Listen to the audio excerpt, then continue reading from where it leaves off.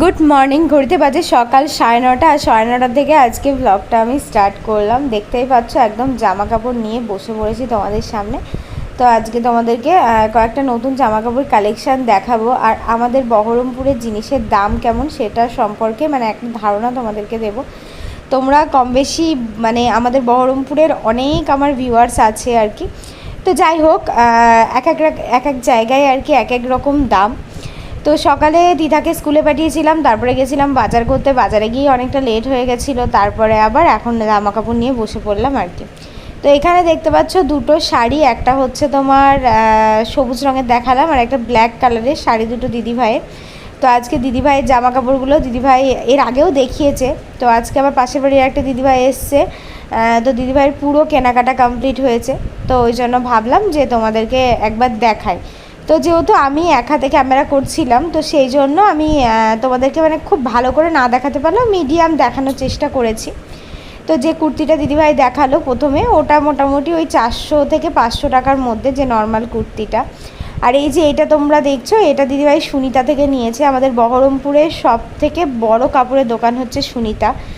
সুনিতায় তুমি অ্যাভেলেবেল সব কিছু পাবে, কিন্তু সুনিতায় জামা কাপড়ের দামটা ভীষণই হাই। এই যে এই ড্রেসটা দেখছো, এটা পুরো পা পর্যন্ত হবে না, পায়ের একটু উপরে হবে। তো কালারটা কিন্তু খুবই সুন্দর লাগছিল। আর এই দুটো দিদিভাই হচ্ছে বহরমপুরের সুনিতা থেকে নিয়েছে। এবার তোমরা একটা ভাবো যে এই দুটোর দাম কেমন হতে পারে। যেমন এই যে নিচের যেটা দেখছো, এটা হচ্ছে 2845 টাকা।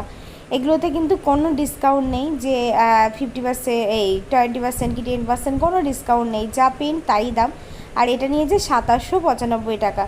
কিন্তু আমার সত্যি কথা বলতে 2795-এর যে কালারটা আর এটার যে স্টাইলটা আমার খুবই ভালো লেগেছে, খুবই সুন্দর লেগেছে। আর এইটা দিদিভাই নিয়েছে কাবেরী থেকে। এই 3 পিসটার মধ্যে যে সত্যি কী আছে আমি ভেবে পেলাম না, যে যার জন্য এই 3 পিসটা এতটা দাম। এগুলো মসলিন কাপড়ের, ওই যে হয় না একটুখানি নরম টাইপের। তো কাপড়টার কোয়ালিটি তো ভালো আছে এই জিনিসের দাম অনুযায়ী, কিন্তু দামটা আমার খুবই বেশি মনে হচ্ছে। এটা হচ্ছে 3695, ধরো 3700 টাকা, 4000 টাকার কাছাকাছি এই 3 পিসটার দাম নিয়েছে। এটার সাথে একটা নর্মাল প্যান্ট আছে, প্যান্টে কিন্তু কোনো কাজ করা নেই, প্যান্টটাও আমি তোমাদেরকে দেখাবো। আর ওড়নাটা হচ্ছে প্রিন্টেড একটা ওড়না। তো এই যে 3695, 3700 টাকার যে ড্রেসটার দাম নিয়েছে, এইটা জাস্ট আমি প্রথম এইটার দাম দেখে আমি তো পুরোপুরি অবাক যে এত দাম। এটা হচ্ছে এর প্যান্টটা, প্যানে একটা ছোট্ট পায়ের দিকে দেখতে পাচ্ছ লম্বালম্বিভাবে একটা লেস লাগানো আছে। তাছাড়া কিন্তু আর প্যান্টে কিছু নেই, আর একটা প্রিন্টেড ওড়না ছিল আর কি এর সাথে।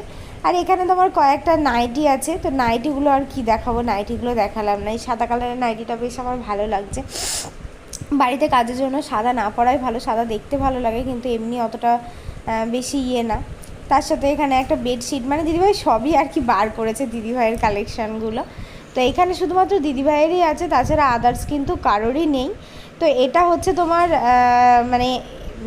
যাই হোক, কি বলবো, তোমরা হয়তো যারা দূর থেকে অন্যান্য ডিস্ট্রিক্ট থেকে দেখছো, তারা হয়তো আমাদের বহরমপুরের সুনিতা কিংবা কাবেরী, মনমোহিনী এগুলো সম্পর্কে হয়তো অতটা জানো না, কিন্তু যারা আমাদের এখানকার মানুষ আছে তারাও কিন্তু সচরাচর প্রত্যেকেই জানে এই দোকানগুলোর কথা। আর এই যে শাড়িটা দেখছো, এটা কিন্তু আমি তৃষাকে দিয়েছি, একদম দিদিভাইয়ের যে আর কি এইটার কালার, এই চুড়িদারটার যে কালার, সেই সেম টু সেম সেই কালারের। আর এইখানে দেখো আর একটা আছে নর্মাল 3 পিস, একদম নর্মাল, পুরো এরকম প্রিন্টেড টাইপের। এই 3 পিসটার নাম দাম আর কি নিয়েছে 1200 টাকা। এর সাথে একদম সেম এরকমই প্যান্ট, এরকমই ওড়না, যেমন তোমরা দেখছো। আর এখানে দেখো এটা একটা নর্মাল কুর্তি আছে, এটার দাম মনে হয় কত 499 না 500 এরকম নিয়েছে। এটা কিন্তু নর্মাল কুর্তি, এর সাথে প্যান্টের কোনো সেট নেই। তো এখানকার জিনিসের দামের দাম দেখে আর কি আমার একটুখানি মনে হয় যেন বেশি অনেকটাই মনে হয়। আমাদের ওখান থেকে নিলে কিন্তু তোমরা খুব, এই শাড়িগুলো যেগুলো দেখছো এগুলো কিন্তু আমাদের বহরমপুরে হামেশাই 1000, 1200, 1400 এরকম দামে কিন্তু বিক্রি করছে একটু বেটার কোয়ালিটির শাড়িগুলো। তো এটাই হচ্ছে বহরমপুর আর আমাদের শান্তিপুরের ফারাক। সকালবেলা একবার দেরি হলো বাজারে গিয়ে আমার 1 ঘন্টা দেরি হলো, তারপর আমার দিদির জামা কাপড় দেখতে 1.5 ঘন্টা দেরি হয়ে গেল। সকালে এখনো কিছু কাজ হয়নি, এদিকে ঘড়িতে বেজে গেছে 11টা। ঘর বারান্দার অবস্থা, রান্নাঘরের অবস্থা দেখলে মাথা খারাপ হয়ে যাবে। আর আমার মেয়ে তো পুরো একদম, আমি গুছিয়ে টুছিয়ে রাখবো, বাড়ি এসে আমার যাচ্ছে তাই বলবে দেখো বিছানা দেখো কী হয়ে আছে। এগুলো এখন গোছাবো, এখনও বাসন ধোয়া হয়নি, বাসন ধোবো।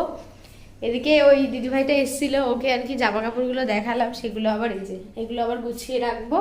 কাজ করতে করতে আমার 12টা। আজকে ভাবলাম আলু পটল চিংড়ি করব, তারপরে হচ্ছে ডাল করব, মাছ করব, এখন জানি না কি কি হবে, দেখা যাক। তো এবার তো হুটোবাটা করে কাজে লাগতেই হবে, নাহলে কিন্তু হবে না। মানে আমি আমার মেয়ে চলে যাওয়ার পরে ঠিক যতটা সুন্দরভাবে ঘর দৌড়গুলো গুছিয়ে রাখি, আমার মেয়ে আসার পরে মানে ওই মোটামুটি 2-4 ঘন্টা মেয়ে না থাকা পর্যন্ত ঠিক থাকে। তারপরে ও এসে বিছানায় এসে দুম করে লাপাবে, প্রথমে ফোনটা নিয়ে মানে স্কুলে এসে ব্যাগটা ফেলে দেবে এক জায়গায়, মোজা দুটো খুলবে। এটা তো বাচ্চাদের স্বভাব আর কি। আর আমি অতটা কিছু বলি না, কারণ দেখো এখানে তো বদ্ধ ঘরের মধ্যেও থাকে, একটু তো দুষ্টুমি করবেই না, তাহলে বাচ্চা বয়সটা আর হলো কী করে। হয়তো একটা টাইমে এই সময়গুলোকেই মিস করব, যেমন ও এখন একটু বড় হয়ে গেছে, ওর ছোটোবেলাটাকে আমি ভীষণ মিস করি। তো বাজারে গেছিলাম, বাজার থেকে জেনেছি, দেখতে পাচ্ছ একটা সর্ষের তেলের প্যাকেট, তারপরে মটর, মুসুরির ডাল, মটরের ডাল, এখানে হচ্ছে তোমার কাঁচা লঙ্কা, তারপরে ছিল ছোলা ছিল, আর ওখানে স্লিপ, আর এই মিষ্টি কুমড়োটা নিয়েছি। মিষ্টি কুমড়ো ভাজা খেতে আমার খুব ভালো লাগে, ভাবছি একদিন মিষ্টি কুমড়ো ভাজা বানাবো। তারপরে সাদা সর্ষের তেলের প্যাকেটও একটা নিয়েছি, আজকে মানে রাত্রে ফুচকা বানাবো, তো সেই জন্য। আর এখানে আলু, টমেটো, সবজির মধ্যে অনেক কিছুই নেওয়া ছিল। আর এটা হচ্ছে তোমার মানে ওই ফুচকাটা দোকানে মানে কিনে নিয়ে এসেছি, পাঁপড় ফুচকা টাইপের। তো ফার্স্ট টাইম এটা আমি ট্রাই করব, সবাই বলে ভীষণ ভালো লাগে। আজকে আমি মানে নিজে ট্রাই করে তোমাদেরকে একদম অরিজিনাল রিভিউ দেবো যে এটার অ্যাকচুয়ালি টেস্টটা কেমন হয়, ভালো না খারাপ, কেমন কি হয়। আর বাদবাকি পেঁয়াজ, আদা, পটল, উচ্ছে, মানে যা পেয়েছি হাতের কাছে সবজি সেই সবগুলো নিয়েছি। তো এইবার এইগুলোকে, এই যে ফ্রিজটা খুলে রেখেছি, এটা আমি ভুলে গেছিলাম জানো তো, মানে ভুলে গেছিলাম বলতে মানে মাঝে মধ্যে আমার একটু মাথাটা উল্টোপাল্টা হয়ে যায়, কিন্তু বেশিক্ষণ ফ্রিজ খুলে রাখতে হয় না, ফ্রিজের ঠান্ডাটা বেরিয়ে যায়। মনে পড়লো আবার বন্ধ করে দিলাম। সবজিগুলো এই যে বাজার করে নিয়ে আসার পরে সুন্দর করে গুছিয়ে জায়গার জিনিসগুলো জায়গায় রাখা, এটাও কিন্তু আরেক রকমের কি বলবো কাজ একটা বলতে পারো। তো এবার ভেবেছিলাম একবারে পুজোর বাজারটা করে নিয়ে আসবো, কিন্তু এখনও পুজো আস্তে আস্তে অনেকটা দেরি, ওই জন্য আমার যেটুকুনি জিনিস ফুরিয়েছিল মানে এটা এনেছি, এটাতেই আমার মোটামুটি 1 সপ্তাহ, মানে এই মাসটা আর কি আমার চলে যাবে। তো এই মাসটা চলে যাওয়ার পরে আমি একবারে একদম মাসের শেষে আমি একদম মাসকাবারি বাজার করবো, যেন আমার বর আসলে আমার বরমশাইকে আর বেশি কষ্ট করতে হয় না, বারবার বাজারে যেতে হয় না। দুমদারাক্কা ঘরটা মুছে ফেললাম। যেদিন আমার ঘর মুছার ইচ্ছা থাকে না সেদিন আমি দুমদারাক্কা এরকম করে চরবর করে, আর ঘরটা কী বলতো খুব একটা বেশি নোংরাও হয় না, ওই যা একটুখানি একটু নোংরা হয়, তাছাড়াও বাসি ঘর তো না মুছলেও হয় না প্রত্যেক দিন। তো প্রথমে ওই ঘরটা মুছেছিলাম, তারপরে এই ঘরটা, তারপরে আবার বারান্দাটা মুছে দিলাম, ব্যাস হয়ে গেল। আর বাজারে গেছিলাম, বাজার থেকে এনেছি রুই, আর তার সাথে হচ্ছে চিংড়ি মাছ। তো চিংড়ি মাছটা খুবই অল্প পরিমাণে নিয়েছি, মানে প্রথমে চিংড়ি নিয়েছিলাম, তারপরে হঠাৎ করে মনে পড়লো যে আমার মেয়ে মানে চিংড়ি মাছ ওর প্রিয়, মানে চিংড়ি মাছ ওকে একটা দাও, দুটো দাও, ও ভীষণ খুশি হয়ে যায়। ওকে যদি তুমি 250-300 গ্রাম চিংড়ি রান্না করে বসিয়ে দাও, ওর খেতে কোনো অরুচি নেই, কিন্তু অতটা চিংড়ি মাছ দেওয়াটা ঠিক না।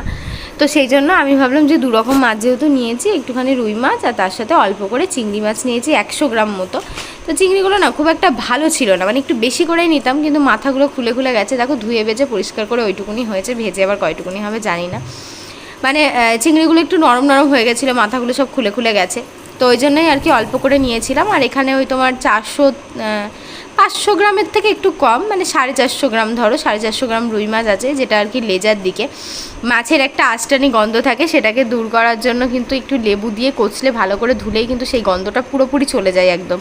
মানে তুমি মাছটাকে ধোয়ার আগে নাকে দিয়ে একটু শুকবে, আর তারপরে লেবু দেওয়ার পরে নাকে দিয়ে শুকবে, মানে মনে হবে যেন এই মাছের গন্ধ কোথায় মানে ভ্যানিশ হয়ে গেল আর কি। অনেকে ভিনিগার দিয়ে ধোয়, ভিনিগারেও কিন্তু আস্তে গন্ধটা চলে যায়। আর ভিনিগার তো এমনি ঘরে একটা এনে রাখা খুবই ভালো, মানে ক্লিনের জন্য বলো, কিংবা কিচেন পরিষ্কার বলো, চাউমিনে দেয়া বলো, খাবার দাবারে দেয়া বলো, ছানা কাটা বলো, অনেক কিছুতে ভিনিগার দরকার হয়। তো মাছটাকে ধুয়ে একটুখানি ফ্রিজের মধ্যে রেখে দিলাম, তারপরে স্নান টান করে পুজো টুজো করে রান্না চাপাতে চাপাতে আজকে কটা জানো আমার 1:30টার উপরে বেঁচে গেছে। পুজো করতে আবার অনেকটা টাইম লেগে গেল। তো ভালো করে এই যে পটলটাকে ভেজে নিয়েছি, আর আলুটাকে ভেজে নেওয়ার পরে একটু মশলা দিয়ে ভালো করে কষিয়ে নিয়েছি। আর এখানে হচ্ছে তোমার পটলটা আর কি এই সাইডে ভাজা, আর চিংড়ি মাছগুলো দেখো ভেজে কয়টুকুনি হয়ে গেছে, মানে খুঁজেই পাওয়া যাচ্ছে না চিংড়ি মাছ। তো যা হয় হবে, এই দিয়েই ঝোল হবে। আর আজকে যেহেতু ওই যে বললাম না অনেকটা বেলা হয়ে গেছে, তো আলু পটলের চিংড়ি আর তার সাথে ডাল করেছি। আর এখানে হচ্ছে টমেটো, আমার মেয়ে যেটাকে আর কি স্যালাড করে টমেটো কেটেছে আজকে, আমাকে আবার একটু দিয়েছে, নিয়ে নিলাম, বাচ্চা মানুষ কেটেছে। একটু টক ডাল করেছি, আলু পটল চিংড়ির সাথে টক ডালের কম্বিনেশনটা আমার জাস্ট ফাটাফাটি লাগে।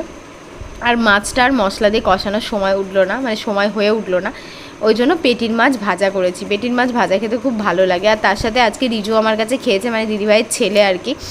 তো তো যেহেতু খেয়েছে আমার কাছে বুঝতেই পারছো, কেউ একজন খেলে যদি দেরি হয়ে যায় না তখন নিজেকেই ভীষণ খারাপ লাগে। তো সেই জন্য আর কি আমি হুটোপাটা করে ভাবলাম চলো 3 জনের জন্য পেটির 3 পিস মাছ ভাজা আর আলু পটল চিংড়ির ডাল। কিন্তু মাছটা খেতে খুব ভালো ছিল। প্রথমে আমি ভাবছিলাম মাছ দিয়ে একটা কেমন যেন একটা দেখবে, ওই বরফের মাছগুলোতে একটা গন্ধ হয়, কিন্তু কিছু করার নেই গন্ধ হলেও। দুপুরে খাওয়া দাওয়া করে এই যে ট্রেন থেকে এনেছিলাম লেবু, ওই যে লেবুগুলো এনেছি কি আজকেকার কথা কি আর বলবো, আমার যে কি গাফিলতি। তো 2টো লেবু তো পচেই গেছে, আর এখানে হচ্ছে একটা লেবু পচেছে আর একটা লেবু পুরো খারাপ, মানে একদম শক্ত, ভিতরে বীজ বীজ হয়ে আছে। তারপরে আবার 4টে লেবু কেটে 2টো মেয়েকে দিলাম, 2টো আমি খেলাম। আর এবার ট্রেনে কিন্তু অনেকগুলো করে, মানে লেবু ভীষণ সস্তা, তোমার 3.5 টাকা করে পিচ মৌসুমি লেবুগুলো, আর মানে মিষ্টিও আছে, খারাপ না। আর এই রকম আমলকির প্যাকেট একটা ঘরে এনে রেখে দেবে যাদের একটু হজমের গন্ডগোল আছে, ব্যাস 2টো করে মুখে দেবে। আমার তো এক প্যাকেট একদিনেই শেষ হয়ে যায়। তারপরে খাওয়া দাওয়ার পরে মানে প্রথমে তো লেবুর রস খেলাম, তার ভাত খেলাম, লেবুর রস খেলাম, তারপরে আমলকি খেয়ে হজম টজম করে এক ঘুম দিয়ে উঠে আবার চলে এসেছি আরেকটা প্রিপারেশানে। মানে সারাদিন খালি খায় আর খায়। তো এখানে জিরে আর ধনে আর একটু 3টে লঙ্কা, শুকনো লঙ্কা আমি একটু হালকা করে রোস্ট করে নিচ্ছি যতটা পরিমাণ করার দরকার। আর একটা প্রেশার কুকারে তোমার ছোলা, মটর আর আলু দিয়ে সিদ্ধ করে নিয়েছি। এটা হচ্ছে ফুচকার জন্য, যেটা তোমাদেরকে সকালে বলেছিলাম। আর ফুচকাগুলো এই দেখো ভেজে নিচ্ছি, জানি না কেমন হবে। ফুচকা তো আমি জানি আর কি, মানে ফুচকা কিভাবে বানায়, ফুচকাতে কি ভাজা মশলা ইউজ করে, কারণ আমাদের বাড়ির সামনে যে দাদুটা বসতো সেই দাদুটা কিন্তু আমাকে ডিটেলসে ওনার ফুচকা ভীষণ ভালো হয়। ওনার যে একদম প্রপার ফুচকার রেসিপি, মানে ফুচকা বানানোটাও পর্যন্ত উনি শিখিয়ে দিয়েছিল। এর আগে একদিন আমি তোমাদের সঙ্গে শেয়ার করেছিলাম। তো যেহেতু আমি জানি খুব সুন্দর মানে কী মশলা দেয়, কোনো মশলা থাকে না জানো তো, ওই ধনে, জিরে আর শুকনো লঙ্কা ওরকম করে, লঙ্কাটা ওরা আলাদা করে, আমি একসাথেই যেটাকে করে নিলাম। তো এখানে আলুটাকে তোমার ছোলা, মটর, ধনে পাতা আর বিট নুন ব্যবহার করতে হবে, বিট নুনে স্বাদটা আর কি বেড়ে যায়। আর ধনে পাতা কুচি, আর এর মধ্যেই ভাজা যে মশলাটা গুঁড়ো করেছি না ওটা দিয়ে বেশ ভালো করে মাখাবো। আর আমি একটুখানি পেঁয়াজ দেবো, দোকানে পেঁয়াজটা দেয় না কিন্তু পেঁয়াজ দিলে বেশ ভালো লাগে। এখানে আমি শুধু একটা এক্সট্রা পেঁয়াজটাকে অ্যাড করবো। আর তেঁতুল গোলা জলেও তাই, তেঁতুল দিয়েছি, বিট নুন দিয়েছি, ভাজা মশলা আর একটু লেবুর রস, একটু ধনেপাতা কুচি, ব্যাস এই হচ্ছে রেডি আমার ফুচকা। এক কথায় কি বলবো, মানে প্রত্যেকে খেয়ে নাম করেছে, দিদিভাই, তৃষা, রিজু, ত্রিধা প্লাস আমি তো নিজে বানিয়েছি, আমি তো নাম করবোই, কিন্তু প্রত্যেকে বলেছে মানে পাঁপড় এগুলোকে জাস্ট মনেই হচ্ছে না। তোমরা যারা যারা ট্রাই করোনি তারা কিন্তু মানে অবশ্যই ট্রাই করবে বাড়িতে, যে দোকানে কিনে খাওয়ার কোনো দরকার নেই। তোমরা 50 টাকার ফুচকা যদি বানাও, 50 টাকা খরচ করে যদি তোমরা ফুচকা বানাও, হামেশাই তোমরা 200 থেকে 250 টাকার ফুচকা কিন্তু বাড়িতেই খেতে পারবে 50 টাকা খরচ করলে। তো রাত্রে আর ভাত খাবো বলে ভেবেছিলাম না, তারপর আবার দিদিভাই আবার চিকেন রান্না করেছিল, আবার জোর করে দিল, বলছে খাও, অল্প করে 2টো খাও। তো যতগুলো দিয়েছে আমি এতগুলো খেতে পারবো না, যতটুকুনি মাখাচ্ছি এইটুকুনিই খাবো, আর বাদ বাকিনি ভাতটুকুনি আমার নষ্ট হবে। চিকেনের একটু পাতলা পাতলা করে ঝোল করেছিল, কি ভালো যে লাগছে তোমাদেরকে কি বলবো। মানে সবসময় তো মশলাদার খাওয়াও হয়, কিন্তু মাঝে মধ্যে দেখবি একটু ধনেপাতা দিয়ে হালকা পাতলা ঝোল কিন্তু ভীষণ ভালো লাগে। যাই হোক আমি খেতে থাকি, তোমরা দেখতে থাকো, আর আজকের ব্লগটা এখানেই শেষ করছি।